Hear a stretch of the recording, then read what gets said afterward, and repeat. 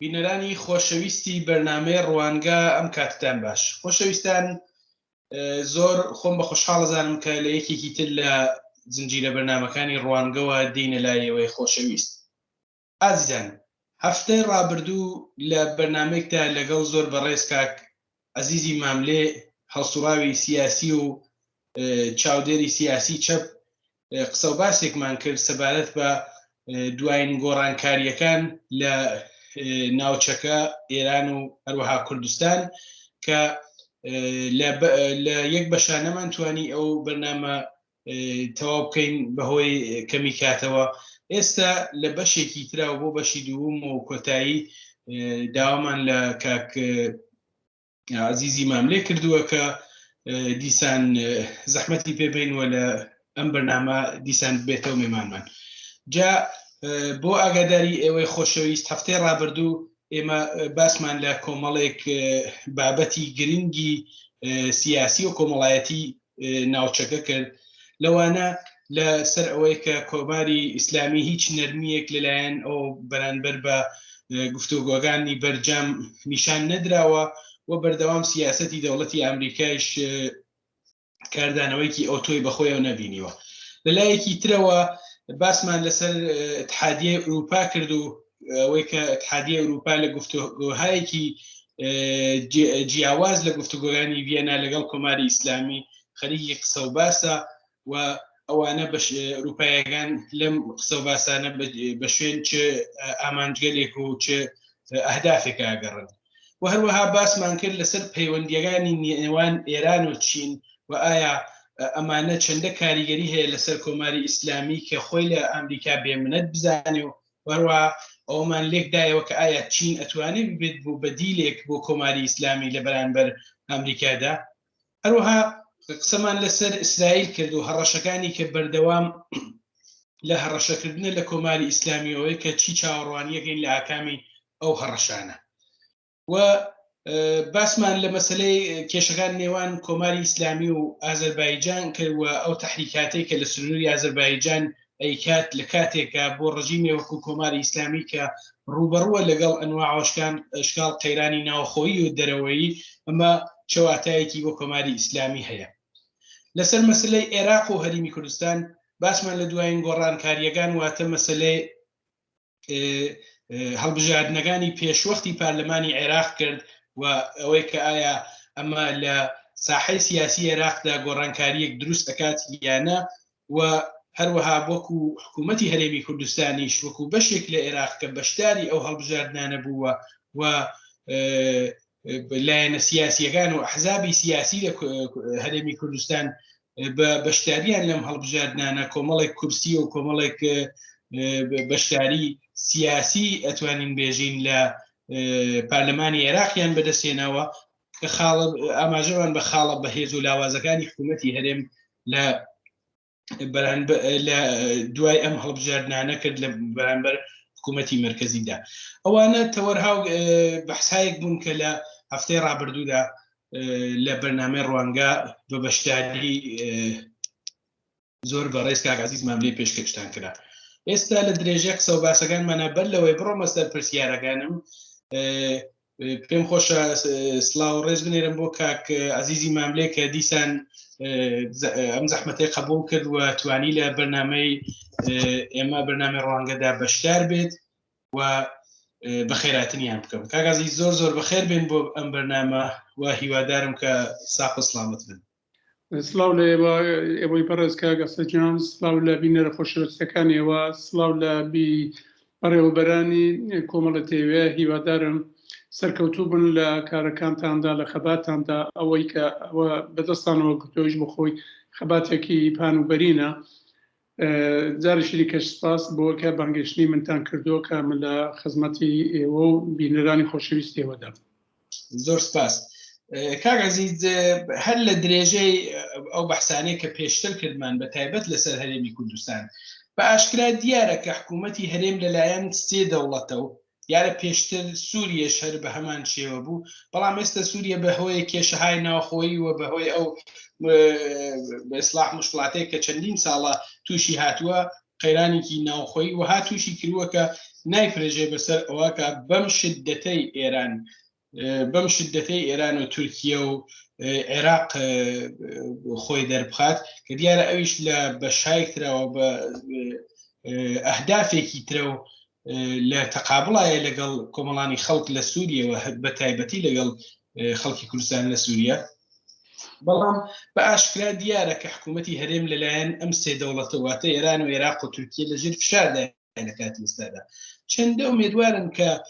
حکوومەتی هەرێم بتوانێت بەرامبەر بەم فشارانە مقاومەت بکات.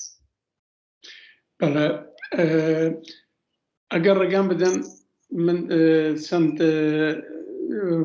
ڕاستەیەک سەبارەت بە ئەو ڕووداوانەی کە لە هەفتەی ڕابردوو هەتا ئێرە هاتۆتە ئاراوە باسی بکەین و بە کورتی جا دێمە سەر باسی پرسیارەکەتان و جوابی پرسیارەکەتان. لە هەفتەی ڕابردووە هەتا ئێستا ڕەوشی سیاسی و هەڵبژاردن لە عێراقدا ئەهوەن نەبووتەوە بەڵکو کێشەکان زیاتر بوون. هەروە ئەوانەی سەر بە ئێران بوون ئەو هێزانی سەر بە ئێران بوون پێیان لە کەوشێک کردووە کە دەبێ هەڵبژاردنەکان یعنی کۆمیسیۆن دەست بکاتەوە بە خوێندنەوەی دەنگەکان و تا ڕادەیەکیش هەتا هەڵبژاردن دەست پێ بکرێتەوە. ئەوە لەلایەکی دیکە بە سەبارەت بە بەرجام دوێنێ نوێنەری جێگەری وەزارەتی دەرەوەی ئێران هاتۆ بۆ بروکسل و بۆ چاوپێکەوتن لەگەڵ نوێنەری یەکێتی ئوروپا سەبارەت بە دووپاتکردنەوە و درێژەپێدانی وتوێژەکان بۆ زیندووکردنەوەی بەرجام. لەلایەکی دیکەشەوە وڵاتە یەکگرتووەکانی ئەمریکاش بە پێی لێدوانەکانی بەرپرسی کۆمیسیۆنی ئەمنیەتی ئەمریکا ئەوانیش بەرپرسێکی ڕادەی سەرەوە دەنێرن بۆ ئوروپا بۆ چاوپێکەوتن لەگەڵ سێ وڵاتی ئینگلیس، فەڕەنسا و ئەڵمان بۆ ئەوە کە دەورێکی گرنگیان بێت و لەوانەیە لە پشتی پەردەوە مەبەستیان ئەوە بێ کە ئەو سێ وڵاتە ڕازی بکەن قانع بکەن ئەوەی کە ئەگەر هاتوو ئێران هەروە سەرپێچی بکاتەوە لەوە کە بێ لە وتوێژەکاندا بەشداری بکە ئەوە بژاردەیەکی دیکە گوزینەیەکی دیکە لە بەرچاو بگرن و ئەوانیش هەودەنگ بن لەگەڵ ئەمریکا. چونکە وەکو لە هەفتەی ڕابردووژە باسمان کرد ئوروپا زۆر سوورە لەسەرەوەی کە حتمەن دەبێت وتوێژەکان لە ناوەندی هەوڵ و تێکۆشانەکان بن بۆ ئەوە کە دەگەڵ ئێران بکەونە سەر تەوافقێک و باشترین حاڵەتی ژەوەیە کە بەرجامی 2015 زیندوو بکەنەوە. بەڵام کێشە هەیە ئێران دەڵێ دەبێ هەموو گەمارۆکان هەڵبگرن ئینجا ئەمن دێمەوە وتوێژ دەکەم ئەوانیش دەڵێن جێی قسەنێ ئەوە بەبێ بڵێن هەڵگرتنی گەمارەکان دەبێت ئێران بێتەوە ئامادە بێ. ئەو کێشەیە ئێستا تا ئێستاش چارەسەر نەبوو و دیار نییە چۆن دەتوانن چی هەیان تەسلیم دەبن. ئێران تەسلیم دەبێت بۆ ئەوە کە دەست هەڵبگرێت لەوە کە پێشەچی وەک مەرزی پێشەچی ئەمریکا و ئەوانی دیکە دەست هەڵبگرن لە گەمارۆکان یان ئەوەی کە ئەمریکا قبول بکە کە گەمارۆکان سوک بکاتەوە لانێکەم وەک دەستپێکێک وەک حوسنیەتێک وەک چراک سەبزێک بۆ ئەوە کە وتوێژەکان دەست پێ بکەنەوە. ئەوە پێم خۆش بوو بە کورتی با باسێک لەوە بکەینەوە. سەبارەت بە پرسیارەکەتان بەڵێ ڕاستە حکوومەتی کوردستان لە سەرەتای دامەزرانیەوە نەکەر ئەوڕۆ لە سەرەتای دامەزرانیەوە لە 2003ەوە تووشی گرفت و کێشە و زەختێکی زۆر بووە لەلایەن ئەو سێ دەوڵەتەوە کە ئێوە باستان کرد و هۆکارەکەشی دەگەڕێتەوە کە ئەو سێ دەوڵەتە دەوڵەتایەکی دیکتاتۆرن و بەڕاستی لە ئەسڵ و ئەساسدا ڕازینین بەوە کە قوارەیەک هەبێ مەوجودیەتێک هەبێ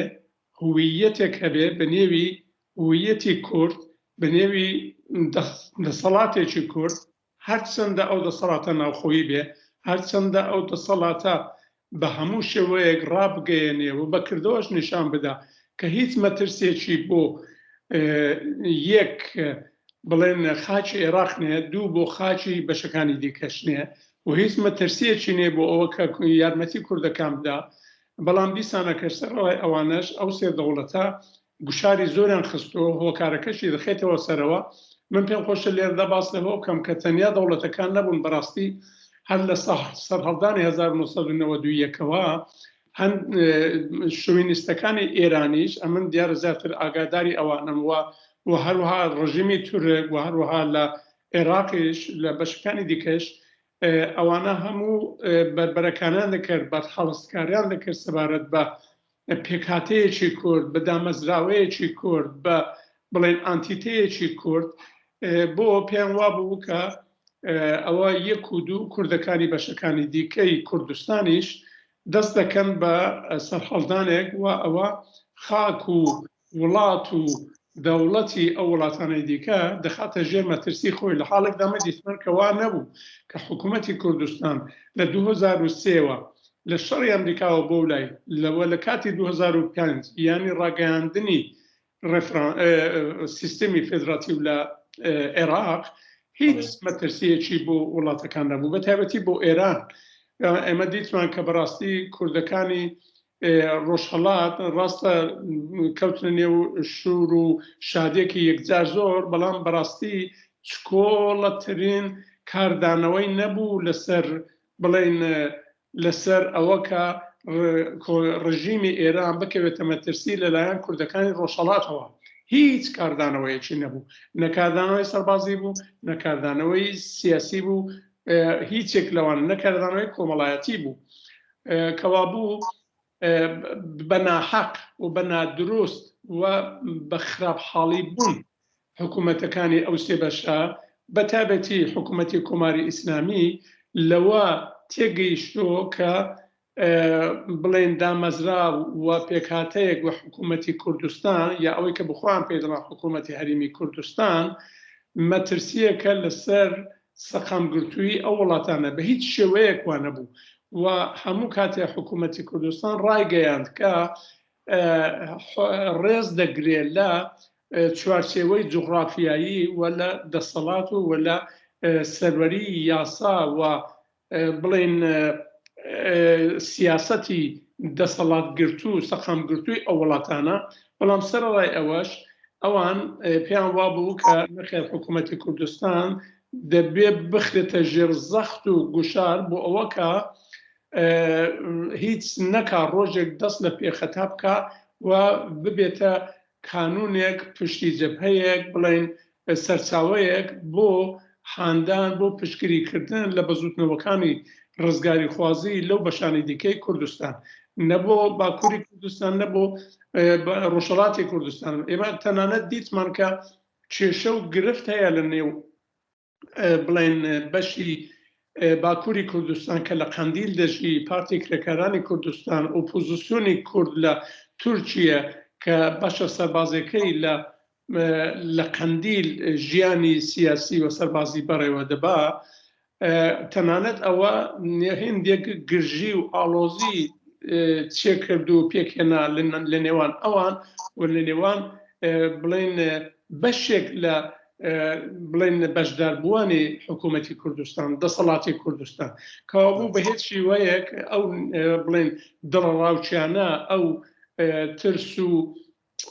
خۆفانەی کە ئەو حکوومەتانە هەیەە بەرامبەر بە حکوومەتی کوردستان کە دەبێت یەکێک لەو شتانێک کە من باسم کرد ناگەڕمەوە سەری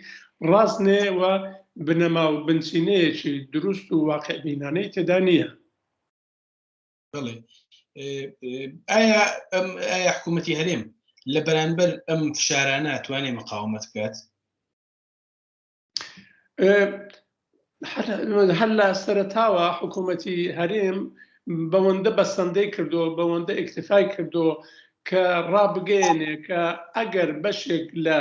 ئۆپۆزیسیۆنی ڕۆژهەڵاتی کوردستان لە ناوچەکانی ژێردەسەڵاتی حکوومەتی کوردستاندا وجودیان هەیە حوزوریان هەیە، ئەوە مانای ئەوە نیە کە دەبێتە جێی مەترسیەک بۆ بڵێن بۆ دەسەڵاتی ئەو وڵاتانە. و ئەمە دیتمان زۆر جاران تەنانەت ئەو وەختی کە بەڕێز سەرۆکۆماری پێشووی عێراق بەڕێز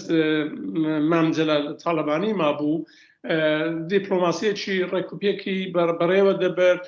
هەرچەند ئەولای هەبوو زۆر جار بە دڵی بەشێک لە کوردەکان نەبوو، بەڵام ئەو پوختەیە و ئەو دراساتەی هەبوو، ئەو پێگەیشتوی و تێگەیشتوی هەبوو کە بەڕاستی ڕۆڵی دیپلۆماتێکی کایە دەکرد و ئەگەر ئەو ڕۆژ من دڵنیام ئەگەر لێرەش باە ئەو بە شێوەیەکی دیکە هەڵسوو کەوتی دیپلۆماتیک و سیاسی دەکرد دەگەڵ ڕژیمەکانی بەتایبەت کۆماری ئیسلامی ئێران و ئەو ئاڵۆزەیە بۆ گرژیای کە ئەوڕۆ هەیە نەدەگەیشتە ئەو ئاستا کەوابوو حکوومەتی کوردستان هەموو کارێکی کردووە بۆی کە ئەو دەسەڵاتدارانەی وڵاتانە دڵنیا بکە کە کوردەکانی ئەو بەشانە کوردەکان بەتایبەتی کوردەکانی ڕۆژهەڵات هیچ هەڵسوکەوت و هیچ کردەوەیەکی سەربازیان نییە کە ببێتە هۆی ترس و دڵڕاوچێ و بڵێن دەسەڵاتی ئێران، جغرافیای ئێران، خاچی ئێران بخاتە ژێر مەترسی و هەروەها لە تورکیەش ڕاستیەکەی ئەوەیە کە پارتی کرێکارانی کوردستان ئەوەی کە بۆی ئەوەندێکە بۆی گونجاوە هەوڵی داوە کە گرژیەکان و نالەبارەکان نەکەوێتە نێو قەندیل، بەڵام ئەوە حکوومەتی تورکیایە کە هاتوو بەشێک لە خاچی کوردستانی داگیر کردووە کە جار جارە هەتا 200 کیلومتری کوردستان دێتە نێو قوڵایی کوردستان، نفوز دەکا، شەڕ دەکا، خەڵکی سیویل، خەڵکی مەدەنی دەخاتە ژێر بۆمباران، دەکرێت، دەکوژێ، زەوی و زارەکان، تەنانەت جەنگەڵەکان دەسووتێنێ، هێرش دەکاتە سەر بنکە و بنە بارەگاکانی پارتی کرێکارانی کوردستان. ئەوە بە هیچ شێوەیەک مانای ئەوە نییە کە بوونی پارتی کرێکارانی کوردستان بۆتە مەترسی، نەخێر ئەوە حکوومەتی دەوڵەتی تورکیەیە ئەگەر پارتی کرێکارانی کوردستان لە قەندیلیش نەبایە دیسان هەر ئەو کارانەی دەکرد بۆ مەگەر لە ڕۆژاوا مەگەر لە سولەنێ و خاچی ئەو بەشەی کوردستانی سووریە و هەروەها لە خاچی سووریە مەگە دەوڵەتی تورکیە ئەرتەشی تورکیە نفوزی نەکردو، دەستی نەکردو بە داگیرکاری، نەچوو بۆ هەر ئەو چەند ڕۆژ ڕابردوو چوو بە درۆن لە کۆبانێ داوە و هەر ئێستاش هێندێک بڵێن جێڕانەوەی هەیە، هێندێک مەمنوعیەتی هەیە لەلایەن هێندێک لە وڵاتەکانی دەرەچی بۆی کە بەرنامەیەکی زۆری هەیە بۆی کە دیسانە کە بێدا سیاسەتە داگیرکاریانەکەی دەست پێ بکاتەوە، مەگە لە ئەفرینی داگیر نەکردووە، مەگە 80% خەڵکی کوردی پەرتەواز نەکردو، دوور نەخستۆتەوە، سیاسەتی پاکتاوی نژادی نەهێناوە، مەگەر زمانی تورکی لەوێن نەچۆتە نێو مەدرسەکانی وێ خۆ باشووری کوردستان نییە، خۆ ئەوە پێکاکاش لەوێ نییە، خۆ هێزی ڕۆژهەڵاتی کوردستانیش لەوێ نییە کە کۆماری ئیسلامیش دیسانەی خۆی بەشدارە لە هەموو لایەنەکان. ئەوانە هەموو بیان و پاساون بۆەوەی کە دەیان هەوێ بەڕاستی ئەو قەوارەی کوردستان بخەنە ژێر مەترسی. ئەسڵ و ئەساسەرەوەیە کاک ئەسەد ئەو حکوومەتانە دژایەتیان هەیە لەگەڵ نەتەوەی کورد، لەگەڵ مافی کورد، لەگەڵ بوونی کورد، لەگەڵ داخوازەکانی کورد. ئەوەیە هەر ڕۆژەی بیان و پاساوێک دەبینەوە بۆ ئەوە کە بێن هێرشت بکەن و لە ڕاستیدا دوو مەبەست ئەوانە تاقی دەکەن. کۆماری کوردستان کۆماری ئیسلامی ئێران یەکێکیان کەسکردن و لاوازکردنی حکوومەتی کوردستانە، دوو هێرشکردنە سەر هێزەکانی کوردستانی ڕۆژهەڵات. ڕژیمی تورکیەش دیسانەکە لە پلەی یەکەمدا ئامانجەکانی حکوومەتی کوردستانە کە دەیەوێت کزی بکە لاوازی بکە، بەڵام لە حاڵەتی دووەمدا لە بەرەی دووەمدا پارتی کرێکارانی کوردستانە کە دەیەوێت هێرشی بکاتە سەری و بە قەولی خۆی بڵێن لە ناوی بەرێک حاڵێک داوانی هەر ئەو ساڵ مانگی فێوریێ هێرشیان کردە سەری بەسەر شۆڕێەوە گەڕانەوە ئێستا لە 23 یا 24 مانگی چوارەوە هێرشێکی بەربڵاوە بەربڵاویان و پان و بەرینیان دەست پێ کردو، هەتا ئێستاش نایانتوانێت هیچ بەرخۆدان و مقاومەتێکی زۆر قارەمانانە هەیە لەلایەن گریلەکانی پارتی کرێکارانی کوردستانەوە و نایانتوانێت وە بچن و لەوێ خۆ هیچ کەسی دیکەلێنێ. بە باوەڕی من هەمووی ئەوانە بیانون ئەو زەخت و گوشارانە تەنیا دەگەڕنەوە سەر ئەو شتانەی کە من عەرزم کردم. وەک خۆت وتە تورکیا و ئێران بوونی ئۆپۆزیسیۆنی باکوور و ڕۆژهەڵاتیان کردوێتە بیانەوە بۆ تەجاوزکردن بە خاکی هەرێمی کوردستانی عێراق لە ماوەی چەند مانگی ڕابردوودا بینیومانە تەنانەت تورکیا بە درێژایی 200 کیلۆمەتر خاکی هەرێمی کوردستانی لە ڕێگەی هەواییەوە بەزاندووە پەهباد و نازانم جەنگە بێژین هەواپەیما ئەوانەی ناردووە بۆ بمباران و هەروەها کۆماری ئیسلامی لەم یەک ساڵ ڕابردووە پێشتریش بە موشک بارانکردنی مەقڕی ئەحزابی ڕۆژهەڵاتی کوردستان هەوڵی ئەمانە بە هەموو شێوەیەک بیانویان ئەمانەیان کردوتە بیانوو بۆ ئەوەی کە تەجاوز بە خاکی هەرێمی کوردستان بکەن حکوومەتی هەرێم چ کاردانەوەیک دەتوانێت یان دەبوایە بەرامبەر بەم دەستێوەردانە بەرامبەر بەم تەجاوزاتە دیارە ئەوان دەڵێن لە ڕێگای وەک خۆتی شاماژەتدا لە ڕێگای هەرێمی کوردستانەوە دەستێوەردان لە خاکی تورکیە و لە خاکی ئێرانە دەکرێت بەڵام ئایا ئەمە دەستێوەردان نییە ئەمە دەخالەت نییە ئەمە تەجاوز نییە دوایە دەبوایە بەرامبەر بەم دەستێوەردان و تەجاوزانە حکوومەتی هەرێم چ کاردانەوەیکی هەبوایە یا هەیبێت بەڵێ کێشەکە دەگەڕێتەوە سەر دەسەڵاتەکانی کە حکوومەتی کوردستان هەیەی لە سیستمی فێدراتیودا لە سیستمی فێدرالیدا دەسەڵاتەکانی حکوومەتی فێدرێ یا حکوومەتی ناوچەیی بریتیە لە چی بریتیە لە ئەوەکە بڵین حکوومەتێکی ناوخۆی هەیە مەجلیسێکی هەیە اختیاراتێکی ناوخۆی هەیە باقی اختیارات دەمێنێتەوە بە حکوومەتی ناوەندی یەکێک لەوانە وە گرنگترینی ئەوانە بڵێن سیاسەتی دیفاعێ سیاسەتی پاراستنی سنوورەکانە کەەوە دەگەڕێتەوە سەر ئەرکەکانی حکوومەتی ناوەندی عێراق بەڵام دێرەدا حکوومەتی عێراقە دەبێ بێ ئەو هەوڵە بگرێتە سەرشانی خۆی ئەو ئەرکە بگرێتە سەرشانی خۆی بۆ ئەوە کە بەرگری بکات لە نفوز و لە سیاسەتی داگیرکارانەی ڕژیمی تورکیە بەڵام حکوومەتی عێراقیش بخۆی سەرسەڵێکی داوە یعنی سەرۆکوەزیرانی عێراق کازمی کە ماوەیەک لۆ پێش سەفەرێکی بۆ تورکیە کرد بە باوەڕی من ئەو ڕێککەوتنیان کردو کە حکوومەتی تورکیە بە مەیلی خۆی هەتا ئەرجگایکی پێی خۆشە بێتە نفوزکە و بێ خاچی کوردستان داگیر بکە و هەر هێرش و هێرشێکی هەوایی و زەمینی دەبێت دەتوانێت بۆی هەیە بیکە کەوا بوو نەک هەر ئەو سیاسەتی بەدەستەوە نەگرتۆ سیاسەتی دیفاع لە سنوورەکانی بە قەولی خۆی ئیخۆی لە حاڵێکدا بە باوەڕی من سنووری خۆی نە سنووری کوردستانە خاچی کوردستانە بەڵام ئەو ئەرکەی خۆیان بە جێگان ناگەیەنن کەوا بوو کێشەکە دەگەڕێتەوە سەر عێراق کە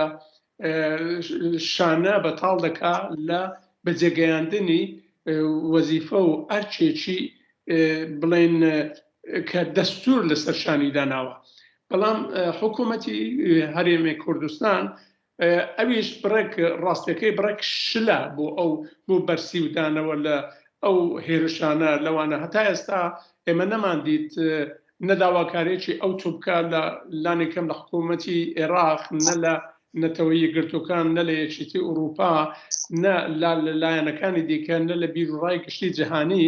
کە بە گشت تورکیەدا بێن و هێرشی تورکیە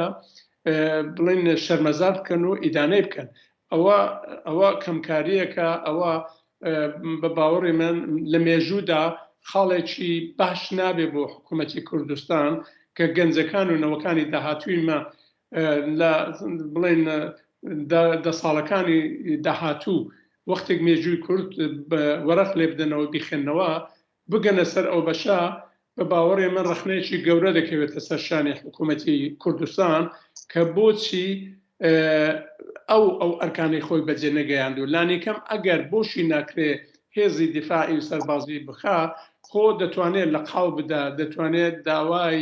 شەرمەزارکردن بکە داوا لە حکوومەتی عێراق بکە لانیکەم ئەو کارە بگرێتە دەستی خۆی بە باوەڕی من ئەوە یعنی جار جارشتی دیکەش دەبیسترێ کە هەندێک لێدوان لە زمانی ئەو بەرپرسیا ئەو بەرپرسی دیکە دەبیستەیە کە بە باوەڕی من ئەوانش لە جێگای خۆیان دانی و بۆ گوتن و کردن نابێ یعنی نەکرد لەو لاوە ئەو شتانێکە من باسم کرد کە دەتوانن بیکەن ئەو ئەرکانەی لەسەر شانێنە بەجێ ناگەێنن بەڵکو جارجارە هەندێک لێدوانی وا دەکەن کە لە جێگای خۆیان دانێ. بەڵێ کاگەزی سەرڕەشەکانی کۆماری ئیسلامی بۆ سەر هێزەکانی ئۆپۆزیسیۆنی کوردستانی ئێران بەردەوام ڕوو لە هەڵکشانە لە ماوای بینین هەر جارە و لە زمان یەکێک لە سەرانیانی یەکێک لە دەسەڵاتدارانی سپای پاسدارانەوە کە نوێنەرایەتی کۆماری ئیسلامی یەکەن لە کاتی ئێستادا بۆ ئەنوا ئەقسام هەڕەشە و ترۆر و دەستدرێژی بۆ سەر لایەنەکانی ئۆپۆزیسیۆنەوە بیگرە هەتا بۆ سەر خۆپیشاندان و ناڕەزایەتیەکانی خەڵک و هەتا بۆ ئەو شەبەکەگەلێکە لەژێر ناوگەل مختلفە بینین بەناو سەربازان گومنام ئیمام زەمان و تاوێ لە تورکیا یانگرن تاوێ لە سوئیدە یانگرن تاوێ لە نازانم بەگشتی وڵاتان دەوروبەر ئەیانگرنەوەوانە ئەمانە لەلایەن ئەمانە و قسە و باسهایەک بە بەردەوامی ئەکرێەوە هەڕەشە لە دیارە و پێشتر لەسەر حکوومەتی هەرێم بە قسەمان کرد بەڵام زۆرتر هەڕەشەکانیان لەسەر ئۆپۆزیسیۆنی کوردستانی ئێران ڕوو لە هەڵکشان بوو لە ماوەی ڕابردووە. پێت وایە پرۆژەی کۆماری ئیسلامی لەم بارەوە چییە؟ ئایا ئەم هەڕەشانە شتێکیان لێکەوێتەوە؟ ڕاستەکەی پرۆژەی کۆماری ئیسلامی هەر لە ڕۆژی یەکەمەوە لە ڕۆژ یەکەمی هاتنە سەرکارێەوە ئەوە بۆ کە ئۆپۆزیسیۆنی دموکراتیک چەپ وە نەتەوەیی لە ئێران تەرت و تونا بکات ینی بە گرتن بە کوشتن بە بڵێنچی ئێستاش مرۆڤایەتی کوشتاری 67 لەبیر نەچۆتەوە کە بە نزیک 10,000 نەفر لە زیندانەکانی لە گرتوخانەکانی ئێران ئێعدام کران ئەو هەموو کوشتارێکە لە کوردستان کردیان ئەو سەرڕای ئەو هەموو بەرخۆدان و مقاومەتە قارەمانانەیەکە کرا لە بەشەکانی دیکە ئەوە بەڵام سەرڕای ئەوە هەموو لەلایەک لایشی دیکەەوە بەرخۆدانێکی عجایب هەیە لە هەموو بەشەکان یعنی کۆماری ئیسلامی ئێستا ترسی ئەوەی لێ نیشتۆ کە هەرچی زەمان زیاتر تێپەڕ دەبێ کۆماری ئیسلامی شانسی مانەوە و بەردەوامبوون و درێژە پێدان بەو دەسەڵاتە بڵێن نەکبەتەی کەمتر دەبێتەوە بەڵام جەماوەری خەڵک زیاتر هان دەدرێن بۆی کە دەست پێ بکەن بە بڵێن سەرهەڵدانێکی یەکگرت و وردە وردە یعنیەوە لە ساڵی بڵێن ئەمە لە 10 ساڵی ڕابردوودا بە تایبەتی لە 4 ساڵی ئەخیردا دیتومانە کە خەڵک لە هەموو بەشەکانی کوردستان زۆر بوێرانە تێنە سەر شەقامەکان و داوای مافەکانی خۆیان دەکەن کەوا بوو ئەوە نەگەیشتوتە جێگایەک بەڕاستی لە سەبارەت بە مەسەلەی کوردیش پرسی کورد هیچ وەختێکی ڕێگای چارەسەری سەربازی نییە کۆماری ئیسلامی زۆر چاک بۆی دەرکەوتەوە کە ئەوە 42 ساڵە هێرش دەکاتە سەر کوردستان بەڵام خەباتی کورد ڕێکراوەکانی کورد هەروە بەردەوامن هەروە شێلگیرن هەروە بە گوڕوتینن بۆ پەرەپێدان بە سیاسەتەکانیان بۆ درێژە پێدان بە داواکاریەکانیان و ڕۆژ دەگەڵ ڕۆژ زیاتر پەیوەندەکانە دەگەڵ خەڵک زیاتر بڵێن قوڵ دەبێتەوە و بەردەوام دەبێت ئێمە دەبینین کە ئەو کردوانەی ئەو هەڕەشە و گڕۆشانەی کە کۆماری ئیسلامی کردوێتی لە هێزەکانی کوردستان کە لە باشووری کوردستانن بڵێن نفرەتی زیاتری خەڵک و کۆمەلگای مەدەنی و تەواوی خەڵک بە هەموو چین و توێژەکانەوە لە ڕۆژهەڵاتی کوردستان زیاتر کردو و بڵێن نزیکایەتی و عەلاقە و پشتگیری خەڵک بە هەمووی جەماوەری ڕۆژهەڵاتی کوردستان بۆ لای هێزە سیاسەکانی ما ڕووی لە هەڵکشاندایە نەدە دەکشاندە بە پێچوانی کۆماری ئیسلامی بیرەوە دەکاتەوە کۆماری ئیسلامی تووشی هەڵەیەکی گەورە بۆ لەو وەزعیەتەدا یعنی لە حیسابکردنەکەیدا لە هەڵسەنگاندنەکەیدا زۆر نائەزموونانە زۆر بێ ئەزموونانە زۆر بخڕەدانە تووشەوە بوو کە پێی وایە ئەگەر هاتوو بە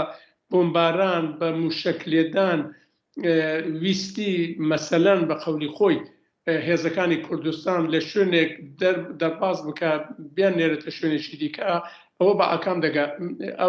سیاسەتێک زۆر بۆچوونێکی زۆر زۆر غەڵەتە بیرۆکەیەکی زۆر زۆر نادروستە هەر لە زگای خۆی دەنێ کورد هەتا ئەو ڕۆژە کە مافەکانی بە جێگایەک نەگا وەدی نەیەتە دەستی بێگومان نەچەکی سیاسی دادنێن نەچەکی سەربازی دادنێن نەچەکی کۆمەڵایەتی و نەچەکی فەرهەنگی و ئەو ڕۆژیاتر لە هەموو وەختێک داواکاری دەکات بۆ داخوازە مەشروعەکانی دموکراتیکەکانی و هەرەوەشە کە کۆماری ئیسلامی بۆی دەرکەوتۆ بەڵام بەڕاستی کۆمەڵێک ئینسانی ناحاڵی ئینسانێک کە ئەو وڵاتە دەوڵەمەندیان تووشی ئەو فەقیر و ماڵوێرانەی کردو دیسانە کە لەسەر ئەو باوەڕن کە پیان وایە دەتوانن بە موشەکلێدانێک و بە ناردنی چەندانە درۆن و ئەوانە خەباتی کورد بڵێن مەسەلەن کەز و لاواز بکەن شتێکی سیاسەتێکی زۆر چەوتە زۆر خەڵەتە دڵنیاشم خەت بە جێگایەک ناکات. بەڵێ خەڵکی مەدەنی لە هەرێمی کوردستان و هەروەها پەنابەرانی سیاسی و خانەوادەهایەکی زۆر بە تایبەت منداڵان لە دەوروبەری مەقەڕات و کەمپەکانی کوردەکانی ڕۆژهەڵات لە هەرێمی کوردستان ئەژین و لەژێر بەسلاح چاودێری ئەمنیەتی ئەواندان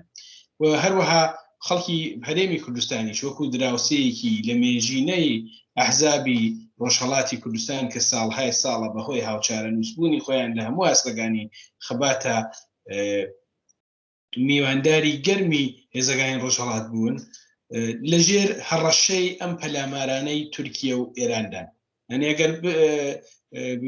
چایە بگەڕین بەو هەواڵانەی کە باس لەم تەجاوزاتانەی ئەمانەکات لە موشک بارانەکانیانە مەزرعە و مەڕووماڵات و هەروەها لە بواری ماڵی و ئەوانە و ئەمانەی خەڵک ئەکەوێتە ژێر هەڕەشەوە زەرەرێکی زۆریان پێگات لە حازی گیانیە و بەشێکی زۆر لە گوندەکان ئەبینین بەردەوام لەژێر تۆپبارانی هێزەکانی ڕژیمی تورکیە و ئێراندایەوە خەڵک مەجبورە بن گوندەکانیان جێبێڵن و ئێستا کە لەم ئاستا هەڕەشەکانیان دڕوو لە هەڵکشان بووە هەموو ئەمانە لەژێر هەڕەشەی پەلاماری تورکیە و ئێراندان لە ئاستی نێو نەتەوەییە دیارە باسمان کرد چ بۆ هەرێمی کوردستان چ بۆ خەڵک لە عێراق و هەرێمی کوردستان وە چ بۆ حکوومەتی عێراقیش کە دەبێت چکاردانەوە هەڵوێستیکیان بێ لە ئاستی نێنەتەوەییدا چ کارگەلێک دەکرێت بۆ بەرپەرشدانەوەی ئەم جنایاتی ئەم دوو دەوڵەتە کە ئاماژەم پێدا. کاگە سەدیەکێک لە هەرە کەمکاریەکانی بڵێن کورد لە دەرەوەی وڵات بە هەموویەوە من تەنیا باس لە ڕێکخراوە سیاسیەکان ناکەم باس لە کوردەکانی تاراوگەشت دەکەم کە زۆرن ئێستا بەدایان هەزار کەس لە بڵێن خەڵکی ڕۆژهەڵاتی کوردستان لە دەرەوەی وڵات دەژین لە ئەوروپا لە وڵاتەکانی دیکە لە هەمووی دەژین بەڵام بەداخەوە ئەو کوردانەی تاراوگە ڕێکخراوە سیاسەکانیشان دەگەڵ بێ کارێکی وایان نەکردو کە هەتا ئەوڕۆ نوێنەرایەتێکی ڕاستەقینەی یەکگرتووی بڵێن ڕێک و پێکیان ببێت بۆ ئەوەی کە لە وەختێکی ئەوتۆدا لە قەیرانێکی ئەوتۆدا لە بڵێن زمانێکی وەک ئەوڕۆ هەستیاردا بتوانن ئەرکەکانی خۆیان بەجێ بگەێنن بچن پەیوەندی بگرن دەگەڵ ئەو شتانەیەک ئەو لایەنانای و ئەو مخاتەبانەی کە پێشتر دەبوو بە دەستەبەریان کردایە کێشەی ئێمەی کورد لە دەرەوەی وڵات بەداخەوە کێشێکی گەورەیە ئەوەیە کە هەتا ئێستاش نەیانتوانیوە ئەو نوێنەرایەتەی کە زۆر جار باس دەکرا تەنانەت داوا لە ڕێکخراوە سیاسیەکان دەکران کە دەبێ هەوڵ بدەن شتێکی وا پێک بێنن و بەداخەوە نەیان کرد نەبوونی ئەو شتە نەکار ئەوڕۆ بەزەرەتەوە بۆ بەڵکو لۆبێکیشی ساز نەکردووە لە حاڵێکدا لۆبی بەڕاستی پێویستیش ناکاتەوە بار و بارخانەیەکی ماڵی و بڵین بیرۆکراتیکی گەورەت هەبێ بۆ ئەوە کە بتوانین لەگەڵ چەند دۆست و لایەنی ئوروپایی لایەنی چەپ لایەنی دموکرات بڵین تەنانەت دەنێو ڕاستەکانیشدا ئامادەی ئەوە هەیە کە بتوانن یارمەتی کورد بکەن بەڵام بەداخەوە ئەوە هیچ وەختێکی ئەوە نەبوو ئەمە ئەوڕۆ هەست بۆ دەکەین کە چەندە ئەمە زیان دەبینین لە نەبوونی شتێکی ئەوتۆ لە هەر حاڵدا دیسانەکەش درەنگ نێ دەکرێت بەڕاستی ئەگەر بەڵام بە مەرجێک هەموو ڕێکخراوە سیاسیەکان بتوانن پێکەوە بە شێوەیەکی یەکگرتو دانیشن لەگەڵ یەک حیزبە سیاسیەکان سندیکاکان حیزبە سیاسی چەپ و دموکراتەکان تەنانەت حیزبە ڕاستیەکانیش کە ئامادەیان هەیە بەڕاستی بۆی کە هەڵوێست بگرن بەرامبەر بە کۆماری ئیسلامی ئێران و بە تایبەتی بۆ پشتگیری لە کورد کە ئێستا ئەو کورد ئەوڕۆ بار و بارگا و بنکەیەکی زۆری هەیە زۆر خۆشەویستە بەهۆی ئەو کردوانەی کە بەتایبەت لە ڕۆژاوای کوردستان کردیان بۆ مەسلەی پلورالیزمی سیاسی و نەتەوەیی و هەروەها بۆ بەرابەری خوازی چ لە ئاستی ژن چ لە ئاستی نەتەوەکان چ لە ئاستی چینایەتی هەمووی ئەوانە بەتایبەتی ئەو خەباتەی کە ژنەکان کردیان کە کچەکان کردیان کە یەپەژێک کردی لە ڕۆژاوا کارێکی ئەو توی کردو کە لە کۆڕ و کۆمەڵانی ئوروپایی خۆشەویستێکی یەکجار زۆر هەیە بیر و ڕای گشتی زۆر پشتگیری دەکات لە مەسلەی کوردە پشتگیریەکی زێهنی هەیە بەڵام بەداخەوە عینی نیە بە شێوەی بالفعل هیچ نهاتوەتە ئاراوە چونکو داواکاریەکەش نەکراوە لێ کەوابوو دیسانش درەنگێ دەکرێت ئەو هێزانە هێز سیاسەکانی ئێمە نوێنەرایەتێک بە شەرتێک پێکەوە بە مەرزێک پێکەوە هەموو هەستن داواکاری بکەن چەند داوای چاوپێکەوتن بکەن لە حیزبە سیاسیەکانی ئوروپایی لە پارلەمانتارەکان لە تەنانەت لە دەستگای کارگێڕی و داوای هەڵوێستیان لێ بکەن کە دەبێ هەڵوێست بگرن لە پارلمانی ئوروپا لە کلیساکان بەو شێوەیە خەڵک و ئەو لایەنانێک کە من باسم کرد بڵێن هەستیاریان بکەن بۆی کە بێن هەڵوێستێک بگرن و بەگەشت کۆماری ئیسلامی دابێن و بڕوا بکەن کاردانەوەی زۆر دەبێت کۆماری ئیسلامی زۆر ترسی لەوە هەیە کە لە دەرەوە باسی بکەن من شتێکتان بۆ دەژەرمەوە نیوی ئەو برادەرە نابم بەڵام کە نووسەرێکی فەڕەنسەوی کاتێک لە زمانی خاتەمیدا دەچێت بۆ سەفارەتی ئێران ویزا وەربگرێ لەوێ ئەو خڕازەیە کە سەفیری ئێران بۆ ئەو وەختی دوایە ژوا دیاربوو بۆ وەزیری دەرەوە پێی دەڵێ ڕۆفرانە کە تو چ لەو کوردانەداوە بۆ باسییان دەکەیوانە ویزاکە دەدەین هەرستا بەسەر چاو بەڵام تکامانەوەیە کە لیان گەڕێ بە زۆر باسی مەسەلەی کورد و کێشەی کورد مەکەوت ئەوە دەگەێنێت کە چەندە بۆیان گرنگە کە لە دەرەوە ئیرادێکیان لێ بگرن ئێترازێکیان پێ بکەن باسێکیان لێ بکەن شکایەتێکیان لێ بکەن کەوابوو من داواکاری من لە هێز سیاسەکانی کورد ئەوەیە کە بیر لەوە بکەنەوە کە بێن هەڵمەتێک دەست پێ بکەن هەڵمەتێکی دیپلۆماتیک دەست پێ بکەن بە پەیوەندی هەڵمەتێکی کۆمیونیکاسیۆن پەیوەندی دەگەڵ مێدیاکان دەگەڵ ئەو لایەنانە کە باسم کرد و ئەوە شەرمەزار بکەن و داوایان لێ بکەن کە ئەوانی شەرمەزاری بکەن بەڵێ زۆر سپاس بۆی وە کاغازیز من لە کۆتایە پرسیارێکم نەماوە ئەگەر بۆ خۆتان وەکو دواوەتەتان لەسەر کۆی گشتی ئەو قسە و باسانەیە کە لە ماوەی ئەم دوو بەرنامە کردومانە شتێک بە مناسبە زانین کە لە قسەکانتان ئاماژتان پێنەدایە یان جەمبەندی بکەن لە خزمەتتان ئەوەی ڕاستێ ئەو چوار وڵاتێکەوە ئاماژەتان پێکرد چوار وڵاتی سووریا و عێراق و ئێران و تورکیا ڕێژیمەکانیان لە ڕەوەشێکی زۆر زۆر خراپی ئابووری سیاسی فەرهەنگی و ناوخۆییدا ژیان تێپەر دەکەن چ لە ئاستی ناوچەیی چ لە ئاستی ناوخۆیی چ لە ئاستی ناونەتەوەیی زۆر زۆر زۆر وەزعێکی خراپ لە دۆخێکی زۆر خراپدا بە تایبەتی لە ڕووی ئابووریەوە چ لە تورکیا چ لە عێراق چ لە سووریا و چ لە ئێران هەمووی شبەر یعنی ئێستا مەسەڵەن عێراق یەکێک لە فەقیرترین وڵاتەکانی دنیایە سەرڕای ئەو هەموو نەوت و گازەکە هەیەی ئێران یەکێک لە فەقیرترین وڵاتەکانی دنیایە سەرڕای ئەو هەموو نەوت و گازە هەیەی تورکیا لە بە فاصلەی بڵێن 10 ساڵدا 800% بڵین شتی ئەرزشی پوڵەکەی نرخی پوڵەکەی هاتۆتە خوارێ 1.86 بۆ لە ساڵی 2011 لە 2021 بۆ تا نزیک 10 یعنی 1 دانە دۆلار 10 دانە لیرە حاڵێکدا ئەو دەمی 1.86 بوو دەی نرخی بێکاری گرانی ئێران 58% تەوەڕۆمی هەیە 58% لە ساڵی 1322 هەتا لەعنە کشتیوای بخۆیەوە نەدیوە ئێران لە 22 هەتا 1322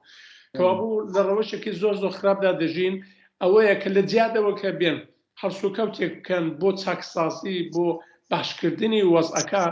بە گشت ئۆپۆزیسیۆندا دێن چونکە هیچی دیکەیان بۆ نەماوەتەوە پێیان وایە ڕێگا چارەسەری ئەوەیە کە دەنگی خەڵک دەنگی ئۆپۆزیسیۆن دەنگی هێزە سیاسیەکان کە بکەن سەبارەت بە هێزەکانی بە کوردستان کە ئەمە ئەوڕۆ زۆر باسمان لێ کرد من پێم خۆشە باز لەوە بکەم کە هێزەکانی کوردستان حزب و ڕێکخراوەکانی ڕۆژهەڵاتی کوردستان پەیوەندیەکی مێژوویی قوڵ پان و بەرین کۆمەڵایەتی سیاسی فەرهەنگی و ئینسانی و خوێنیان دەگەڵ ئەو خەڵکە هەیە یعنی دڵی ئێستا دڵی خەڵکی ڕۆژهەڵاتی کوردستان هەمووی لە لای ئەو هێزە سیاسیانەیە و بەڕاستی نیگەرانن کۆماری ئیسلامی غەڵەتێکی زۆر گەورە دەکات کە بتوانێت شتێکی وا بکە ئیشتیباهێکی زۆر گەورە و فاحش دەکات کە ئەگەر دەست لە پێ خەتا بکە بچێ هێرش بکاتە سەر ئەو بەری سنوورەکان لە بۆ سەر حیزبە سیاسیەکانی ئێمە لە باشووری کوردستانیش پەیوەندیەکی زۆر پتە و گەورە هەیە بۆ لە نێوان خەڵکەکەەوە لە هێزە سیاسەکانی ئێمە و لە هەمووی گرنگتر شاخ و چێوەکانی کوردستانێ ئێمە باوەشان کردوتەوە بە درێژایی مێژوو و باوەشی گەرمیان کردوتەوە بۆ ڕۆڵەکان بۆ بڵێن پێشمەرگەکانی ڕۆژهەڵاتی کوردستان بۆ ڕێکخراوە سیاسیەکان کە پاراستن بکەن لە ژیانیان لە خەباتیان لە بوونیان لە داواکاریەکانیان لە داخوازەکانیان کەوا بوو بەتایبەتی لە تەلەڤیزیۆنی کۆمەڵەکە ڕوخسەدەکەیان من پێم خۆشە باس لەوە بکەم کە سیاسەتەکانی کۆمەڵە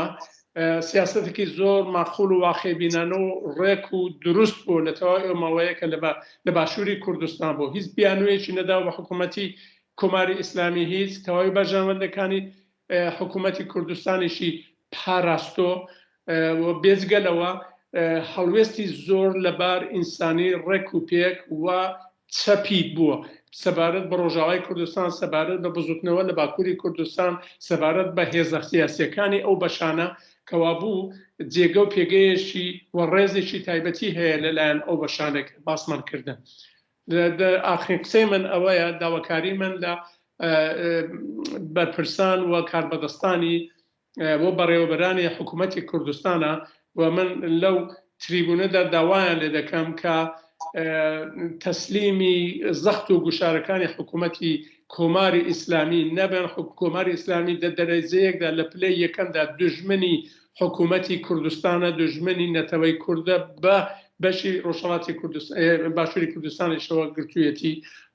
دژایەتی هەیە دەگەڵ ئەو ئانتیتەی دەگەڵ ئەو مۆجودیەتی دەگەڵ ئەو قەوارە سیاسەیە کە ئێستا لە باشووری کوردستانە کەوا بوو ئەگەر کوردی ڕۆژهەڵات کەس بێ لاواز بێ مانای ئەوەیە کە بێگومان حکوومەتی کوردستانیش لاواز دەبێت ئەو ڕۆ یەک ڕاستی هەیە هەر یەک لەو بەشانەی کوردستان کە کەس بێ کە تووشی وەزعەتێکی نالەبار و شپرزە بێ بەشەکانی دیکەش بێگومان تووشی ئەو کزی و لاوازی و شپرزەیە دەبێت و بە پێچەوانە هەر یەک لەوانە ڕەوشێکی باشی هەبێ بۆ بێتە پێشێ بەشەکانی دیکەش بێگومان لەوە کەڵک وەردەگرن من سپاسان دەکەم بۆەوە کە بانگشتنتان کردم بۆ ئەوە کە سەبارەت بەو باسە گرنگانەی کە هێناتانە گۆڕێ لەگەڵ بینەرانی خۆشەویستیەوە چەند وشەیەک بدوێن منی زۆر سپاسان ئەگەم کە کات خۆتان نییە اختیار بەرنامەی ڕوانگە و خوشحاڵە بووم لە داهاتووە لە بەرنامەهایەکی تریشا میوانداریتان بکەین ماندوو نەبوون لێکم بۆی کە بەشدار بووی لەم دوو بەرنامە لەگەڵێمە زۆر سپاس بۆیەوە بەڵێ بینەرانی خۆشەویستی بەرنامەی ڕوانگە بەم شێوەیە هاتینە کۆتایی بەشی دووهەم و کۆتایی قسە و باسێک لەگەڵ زۆر بەڕێز کاک عەزیز ماملێ هەڵسوڕاوی سیاسی و چاودێری سیاسی چەپ کە لە پاریسی فەرەنساوە لە ڕێگەی سکایپەوە لەگەڵمان بەشدار بوو و قسە باسمان کرد لەسەر کۆمەڵێک لە ڕووداوە سیاسیە گرنگەکانی ناوچەکە ئێران و کوردستان کە هیوادارم جێگای سەرنجی ئێوەی خۆشەویست بوو بێت تا بەرنامەیەکی تر و ڕوانگەیەکی تر کاتێکی شات.